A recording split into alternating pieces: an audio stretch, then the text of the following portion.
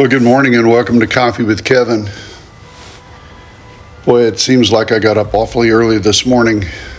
My wristwatch still said that it was 3:30 this morning, but the clock on the mantle said that it was 4:30. But coming out here to do this cold open this morning, it is really still dark out. So, boy, I'm not a big fan of spring forward and fall back. I wish that that's one thing. I don't care who is in charge, please change that. I am sick and tired of these time changes.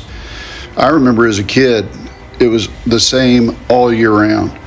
And that's what I long for, is those same things happening today. So this morning, let's talk about signals. Like on the railroad, there was places like North Platte, Nebraska, where the signals were just one right after the other, right after the other. We used to call them strawberry patches because there were so many red signals and you had to try to weave your way through on either the lunar or yellow signals. And it was really a high intensity time. But today we're feeling something similar to that, because once those signals got off, it was really disconcerting. And in America, we're feeling that signals are way off right now. And we can feel it. We've got rising tensions overseas, but no clear explanation of the goal. We've got unanswered questions about Jeffrey Epstein records that still haven't seen daylight.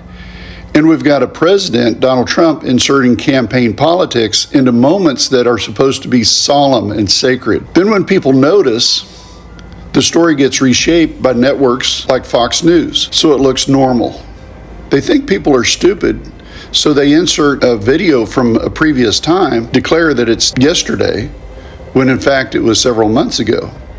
But Americans aren't stupid, and they saw right through that. So when signals stop lining up, people start asking questions and making demands. And we need to do that continuously now. And right now, a lot of signals aren't adding up. We need to start demanding answers. Hey, good morning and welcome to Coffee with Kevin. Let's start with the conflict involving Iran. The day before bombs started falling, Iran reportedly signaled through an allied country of the United States that it was willing to renegotiate inspection terms and indicate it was not pursuing nuclear weapons. That's diplomacy. That's the kind of off-ramp nations usually explore before a conflict escalates. But that off-ramp wasn't even publicly addressed before Israel and the United States began striking targets.